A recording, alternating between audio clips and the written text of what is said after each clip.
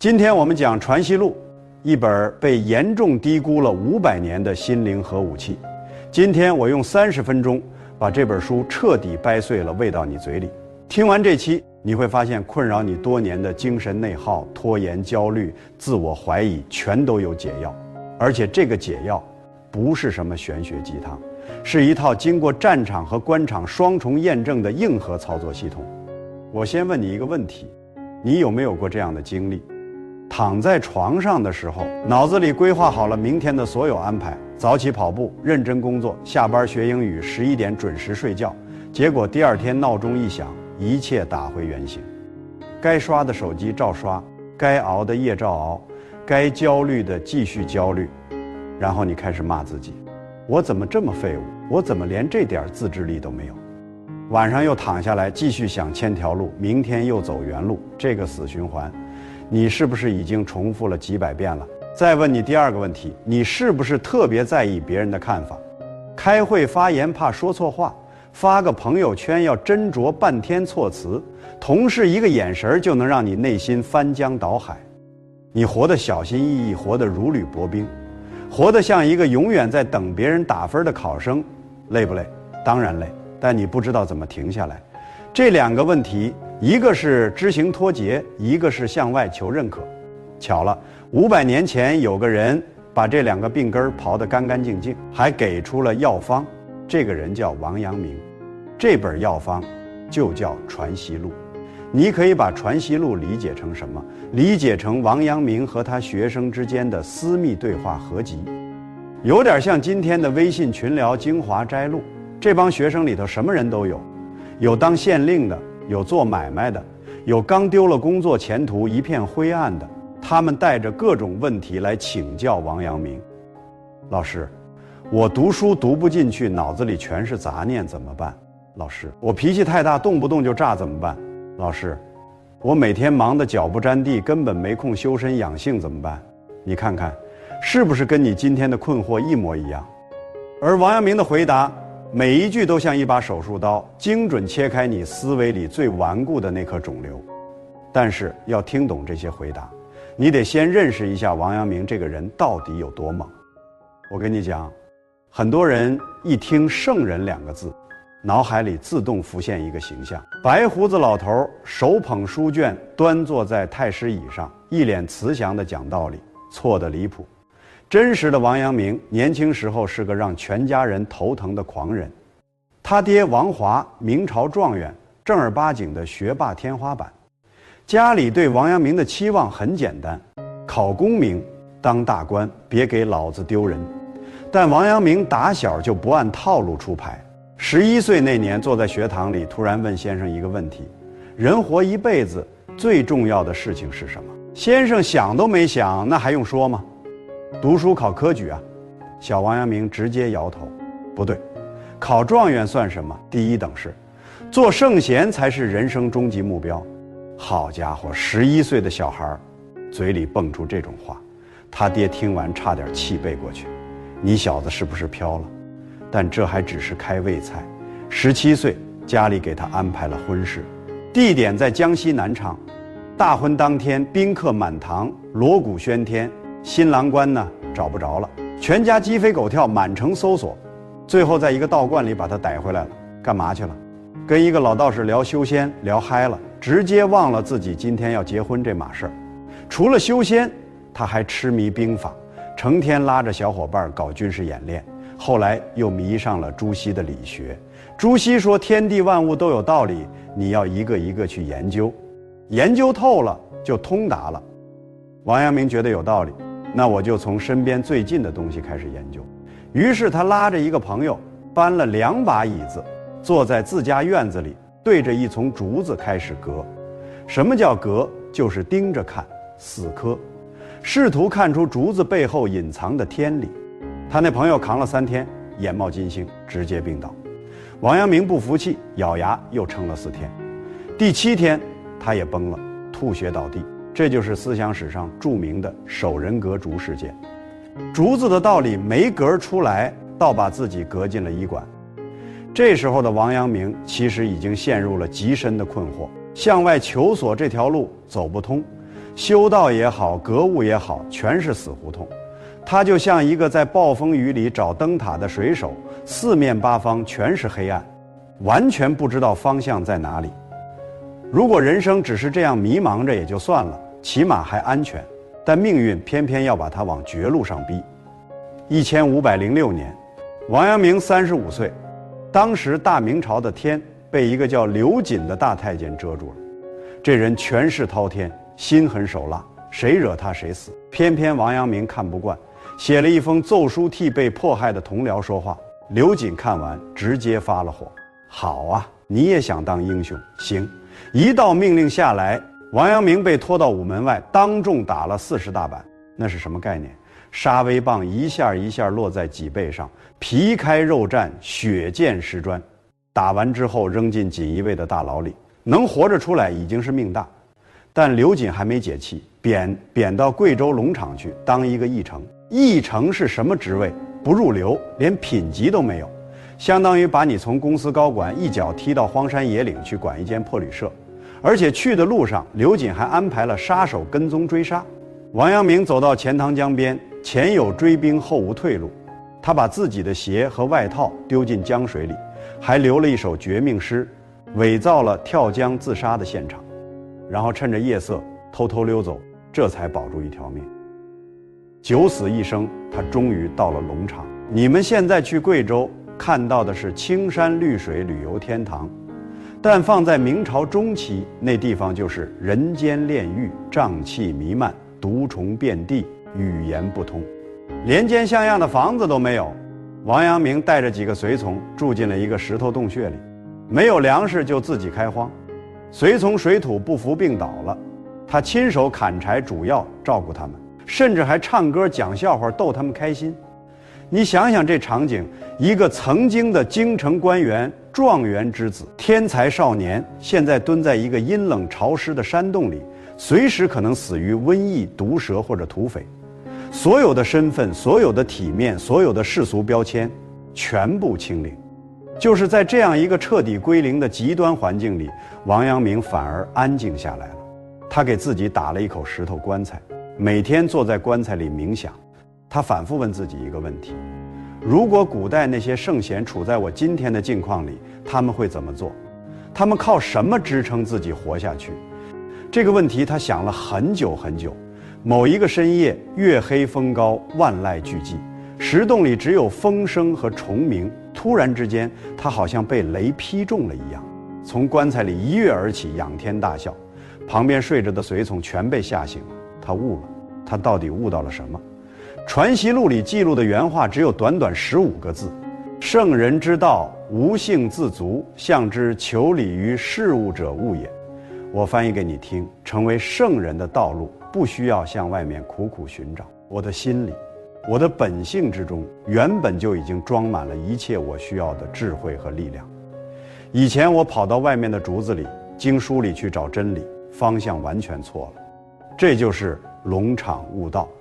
中国思想史上一次核弹级别的爆炸，从这一刻开始，王阳明不再是那个四处碰壁的迷茫青年，他找到了自己的道，并在接下来的人生里，用这条道打下了评判立功、创建学派、教化天下的千古功业。而他悟到的这条道，浓缩成了《传习录》里最基础也最强大的第一层心法，叫心即理。接着他延伸出一个更加石破天惊的结论：心外无理，心外无物。好，我知道你听到这4个字可能会皱眉头，心外无物什么意思？我不想着房贷，房贷就不存在了；我不承认悬崖，悬崖就消失了。这不是掩耳盗铃吗？别急，你这么想，说明你跟当年很多人犯了同一个错误，把王阳明当成了一个否认现实世界的疯子。拜托，这可是后来仅凭几千杂牌军就干翻10万叛军的顶级军事家，他比谁都清楚客观现实是什么。他说的心外无物，重点根本不在物理层面的东西存不存在。《传习录》记载了一个绝妙的对话。有一次，王阳明和朋友在山里散步，朋友指着悬崖边一朵野花说：“先生，你说心外无物，可这朵花开在深山里，我没来看它之前，它不也好好的开着吗？跟我的心有什么关系？王阳明的回答流传了500年，堪称哲学史上最美的一段对话。他说，你没有来看这朵花的时候，它和你的心同归于尽；你来看它的时候，花的颜色一下子就在你心里鲜明起来了，说明这朵花不在你心外。什么意思？我给你换个说法，这朵花在物理层面当然存在着，但是在你没注意它之前，它对你的人生毫无意义，等于不存在。只有当你的意识跟它建立了连结，它才在你的生命里活过来。所以王阳明说的物，不是物理学里的物质，是事，是你人生里经历的所有事情。你怎么感知这个世界？这个世界在你眼中就是什么样子？打个比方，人的心就像一台 VR 设备的渲染引擎，外部世界只是一堆原始数据，最终你看到的画面是天堂还是地狱，取决于你这台引擎怎么处理信息。懂了这个，再回头看王阳明当年革竹子的惨剧，就完全明白了朱熹的体系是什么，向外求。道理在竹子里，在书本里，在教条里，你得一个一个去外面找，找齐了才能安心。这像不像我们现代人的活法？你想想看，从小到大社会灌输给我们的是什么？考上名校才算有出息，30岁之前有车有房才算成功，年薪没过100万就是失败者，身材不够好，长相不够漂亮就不配被人喜欢。我们拿着这些外界设定好的尺子，天天量自己，量完就崩溃。同龄人买房了，我还在租房。完了，朋友圈里人家晒旅行、晒升职、晒恩爱，我什么都没有，我是不是这辈子就这样了？你就像那个盯着竹子看的王阳明一样，拼命在外面找答案，结果把自己耗得心力交瘁，遍体鳞伤。因为外面的标准永远没有终点。你赚了100万会焦虑，为什么不是1000万？你升了经理会焦虑，为什么不是总监？你买了房会焦虑，为什么不是学区房？这条路没有尽头。而龙场悟道的王阳明用一句话掀翻了整张桌子：停，全错了，别再往外跑了，你心里本来就什么都有。那些让你焦虑的东西不是你的本心，是外界强塞给你的私欲和偏见。你不需要任何人给你打分，你本来就是满分。你不需要任何外在的东西来证明自己的价值，你的存在本身就是价值。别人开豪车，你挤地铁，你觉得丢脸。王阳明会说，车只是工具，丢脸这个感受是你自己虚构出来贴在这件事上面的，它不是事实，它是你心里多出来的那层灰。同事当着所有人的面让你难堪，你一整晚睡不着。王阳明会说，他的言行是他的修为，你的反应是你的修行。你有没有做好自己分内的事儿？做好了就行。至于他怎么评价你，跟你心里的安宁没有半毛钱关系。这就是心计里给我们的东西，它不是让你逃避现实，它是给你装上一面心灵防弹盾。外面的子弹再密集，打不穿你的内核。我送你们这期第1句硬核金句，建议截图保存，别让外界的评价体系成为绑架你灵魂的绳索。当你真正把心计里吃透了，你会体验到一种极其痛快的感觉，就像背了10几年的沙袋突然被卸掉了。你不再是那个战战兢兢看别人脸色活着的人，你变成了一个内心有根的人，风吹不倒，雨浇不灭。但是我话说到这儿，我知道肯定有人要抬杠了。按你这么说，我觉得自己心里满足就够了。那我辞职回家躺着，觉得自己是世界第一，这算不算心计里？这不就是摆烂加阿 Q 精神吗？好问题。王阳明的弟子当年也这么问过他，如果心计里只停在嘴上，停在脑子里，那确实就变成了空谈废话，光有认知没有行动，不叫领悟，叫做白日梦。王阳明是什么人？是真刀真枪上过战场砍过人的，他绝不允许自己的学说变成一帮人坐在屋里自我感动的工具，所以他亮出了第2把刀。这把刀是专门砍向拖延症，砍向眼高手低，砍向所有只说不做之人的，它叫知行合一。这4个字你一定不陌生。企业文化墙上贴着老板开会天天念叨成功学博主七挂嘴边，但我今天必须告诉你一个扎心的事实，绝大多数人对知行合一的理解从根子上就是错的。普通人怎么理解这4个字？我知道应该早起，我也做到了，这叫知行合一。我知道不该熬夜，但我没忍住，这叫知行不合一，是我执行力有问题。发现问题了吗？在这种理解里，知是知，行是行，两件事儿，先知道再去做，先有认知后有行动。这种先知后行的逻辑，恰恰是王阳明拼命反对的东西，也恰恰是你陷入无限内耗的元凶。为什么？因为你一旦认定知和行是分开的2步，你就会永远停留在第1步。你不停地学习、收藏、点赞、记笔记，你感觉自己知道了好多东西，但放下手机，一切照旧，然后你开始自我攻击。我明明知道该怎么做，为什么就是做不到？我是不是意志力有缺陷？我是不是天生废物？王阳明在《传习录》里用一句极其冰冷的话，把这层自欺的面纱撕了个粉碎。未有知而不行者，知而不行只是未知。听清楚，他说这个世界上根本不存在真正知道了却做不到的情况。你没做到，就说明你压根儿没真知道。你说你知道熬夜有害，但你每天照样2、3点睡。王阳明冷笑一声说，你那不叫知道，你那叫听说过。真正知道火烫手的人，手碰到火的瞬间就会缩回来，需要在脑子里先想一想，我知道火是烫的，所以我现在应该把手拿开吗？不需要认知和行动在那一刻是同时发生的，完全一体。再举一个例子，你闻到一股恶臭，是先在脑中分析这个气味属于臭味类别，按照规范我应当捂鼻回避，然后再做出反应的吗？当然不是。觉得臭和捂鼻子是同一个瞬间的事，它们根本就不是2步，是1步。这就是王阳明所说的知行本体。知就是行的起点，行就是知的终点，它们是一枚硬币的2面，一个呼吸的一吸一呼，不可拆分。所以当你下次又陷入那种我明明知道却做不到的痛苦时，请停下来，不要再鞭打自己意志力不行了，告诉自己一个残酷的真相，我没做到，因为我没有真正认知到，我对这件事的后果缺乏真实的深入骨髓的体感。你说你知道该减肥，但你真的知道吗？如果有一天医生告诉你再不减肥3个月后你会心梗猝死，你试试看你还迈不迈得开腿？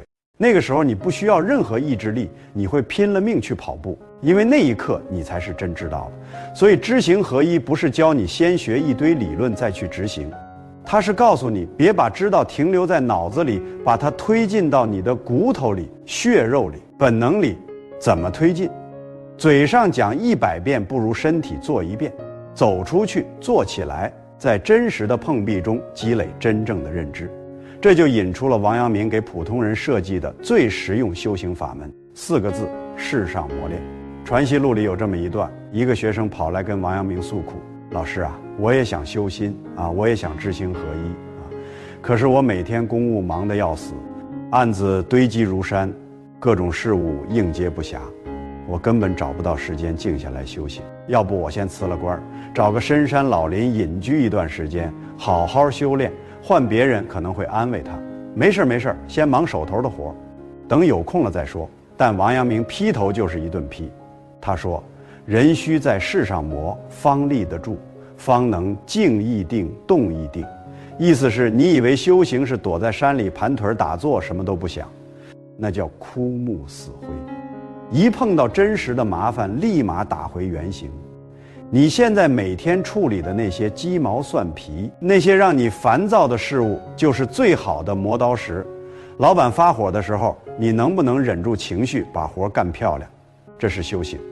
甲方反复改需求的时候，你能不能不炸毛，平心静气解决问题？这是修行。下班后你明明筋疲力尽，只想摊着点外卖，但你能不能克制冲动自己做一顿饭？这也是修行。修行不在深山古刹里，修行就在你每天的早高峰地铁上，在你的工位电脑前，在你和家人的日常摩擦里，每一件让你不舒服的事儿，都是你升级认知的机会。逃避它，你就停滞不前；直面它，打磨它，你就比昨天强一分。王阳明自己就是最好的证明。正德14年，宁王朱宸濠造反起兵10万大军，战船遮天蔽日，朝廷远水救不了近火。王阳明手边只有临时拼凑的几千民兵，换任何人怕是心态直接崩了。但他没有马背上写檄文，火线上调兵遣将，心如止水，手段凌厉。43天，10万叛军灰飞烟灭，宁王被活捉。这就是知行合一最极致的呈现，不是坐在书房里空想，是在九死一生的战局里，把认知变成行动，把行动提纯成更高的认知，一边打仗一边悟道。所以各位别等了，别等买齐了跑鞋再去跑步，别等看完了所有教程再动手写第一行字，别等心情好了再去处理那件你已经拖了3周的事情。等待本身就是最大的消耗。你的完美计划只要没有落地，就永远只是一张废纸。现在就做，做得烂也没关系，做了你才会知道哪里不对，改了再做，做了再改，螺旋上升，越磨越亮。但是人生不只有做不做的问题，还有一个更要命的问题，怎么选？当你站在人生的岔路口，利益和良心冲突的时候，当老板暗示你做一件你知道不对的事的时候，当你可以走捷径，但代价是伤害别人的时候，你怎么办？你的行为标准到底该锚定在哪里？这就涉及到阳明心学的终极大招，整座思想大厦的塔尖3个字：致良知。先说什么是良知。良知不是学校教的遵纪守法，也不是被人欺负了还要笑着说没关系。王阳明说的良知，是你生来就自带的东西，是不经过任何计算和权衡就能辨别是非的第一直觉。最好的例子，你走在路上看见一个2、3岁的小孩子马上要跌进井里，那一瞬间你心头是什么反应？一定是猛地一紧，本能的想冲过去抓住他，对不对？这就是良知，它比思考快，比理性快，它是你心底最原始的善。但问题来了，就在这个念头冒出来的0点几秒之后，你的脑子开始转了。等等，万一讹我呢？万一我自己也摔下去呢？我赶时间，管闲事干嘛？这些后续的念头，王阳明管他们叫什么？私欲。私欲就是蒙在你良知上面的灰尘。你的良知本来是一面锃亮的镜子，什么是对，什么是错，照一下清清楚楚。但社会打磨你这么多年，恐惧、贪婪、虚荣、算计，一层一层落在镜面上，时间久了，你自己都照不清自己了。你不知道自己到底想要什么，不知道什么才是对的，你变得犹豫、纠结、世故、圆滑。你明明心里不舒服，但你说服自己这是成熟，这是社会化。那致良知的致是什么意思？就是擦镜子，就是把那些灰尘一层一层剥掉，让你那面原本就干净透亮的心灵之镜重新见光。怎么擦？每一次面对选择的时候，先别急着分析利弊，静下来3秒钟，问自己的心：这件事儿我做了心安吗？做了之后半夜2点钟能睡得着吗？20年后回忆起这一刻，会不会觉得恶心？你的良知永远不会骗你，他那个声音可能很轻，可能被各种杂念盖过去了，但只要你愿意安静下来去听，他一直都在。为了让弟子们记住这套体系，王阳明晚年把毕生所悟浓缩成了4句话，后世称为4句教。这4句话你必须记下来：无善无恶心之体，有善有恶意之动，知善知恶是良知，为善去恶是格物。让我一句一句给你掰开。第一句，无善无恶心之体，你的心在最初始最本源的状态下是完全干净的，就像一台刚出厂的手机，系统纯净，没装任何应用，没有任何病毒。这时候不存在善恶的概念，只有一片清明通透。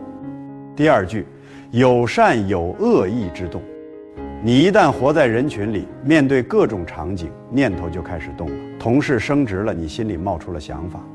如果你想的是向他学习，争取下次自己也上，这是善念；如果你想的是凭什么是他不是我，恨不得他出丑翻车，这是恶念。念头一动，善恶就分。第三句，知善知恶是良知。善念恶念冒出来的时候，你怎么分辨？不用分辨，你的良知自带判断功能。那个想看同事出丑的念头一冒出来，你心里立刻会觉得不对劲，会有一丝隐隐的不安。那份不安就是你的良知在敲警钟，它是你出厂自带的杀毒软件，永远不下线。第四句，为善去恶是格物，警报响了，你不能无视，你得出手，保留善念，清除恶念，并且把善念落实到行动里，这才是真正的功夫，不是空想，是做，是在每一个具体的场景里做出选择。你看，从心的本体到念头的萌发，到良知的判断，到行动的践行，一个完整的闭环。你不需要背诵什么复杂的道德准则，你只需要守住自己的心，听清良知的声音，在每一次选择里按照本心去做，如此而已。但就是如此，在这个时代已经是了不起的修行了。好，讲到这里，心即理，知行合一，致良知三大核心全说完了。最后我想跟大家讲一个画面：1529年冬，江西南安，一条船停靠在岸边，船舱里躺着王阳明。这时候的他已经油尽灯枯了，肺病折磨多年，常年军旅奔波，又把最后一点元气耗尽，他连坐起来的力气都没有了。弟子周基被叫到床前，周基跪下来，泪流满面，声音颤抖地问：先生，还有什么要交代的吗？你想想这个人的一生，少年时被全世界当成疯子，青年时差点把自己折腾死，中年被权贵陷害，打到半死，流放绝境，在龙场悟道之后，创立了影响东亚500年的心学体系，带兵平定宁王之乱，立下不世之功，却反被朝中小人诬陷谋反，晚年依然不得安生，受尽苦，立了功，遭了污，吃的亏比谁都多，做出的东西比谁都大。如果是你，临死之前会说什么？喊冤遗恨，列一列自己的丰功伟绩，让后人记住。王阳明只是微微睁开眼，他的目光从烛火上移开，看向虚空，用几乎听不清的声音说了8个字：此心光明，亦复何言？我的心始终是亮堂的。还有什么好说的呢？这8个字是一个人把心即理，知行合一，致良知全部活了一遍之后，在生命终点给出的最终答案。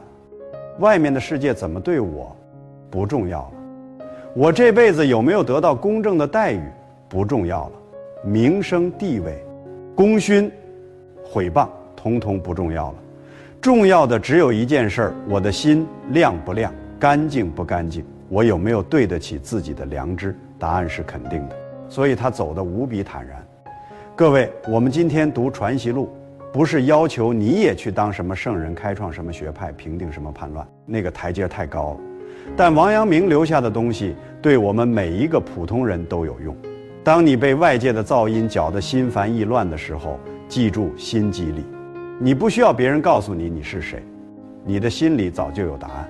当你又一次躺在床上想千条路却迈不出一步的时候，记住知行合一，别想了，起来做，做了就知道了，哪怕只是一小步，也比原地转圈强1万倍。当你面对选择不知道该走哪条路的时候，记住致良知，闭上眼问自己的心，那个让你心安的选项就是正确答案。我们不一定能做到此心光明，但至少可以朝着那个方向走。每天擦一下镜子，每天磨一下自己，每天比昨天通透一点点，这就够了。如果今天这30分钟对你有一丁点触动，帮我做一件小事儿，把知行合一这4个字记在心里，不是记在收藏夹里落灰，是记在心里，然后做出来。这就是你对王阳明最好的致敬，也是你给自己最好的礼物。点个赞，点个关注，把这份500年前的智慧留下来。下次你深夜焦虑睡不着的时候，翻出来再听一遍，它会陪你走过很多难熬的夜晚。感谢你的时间。下一本古籍我们继续。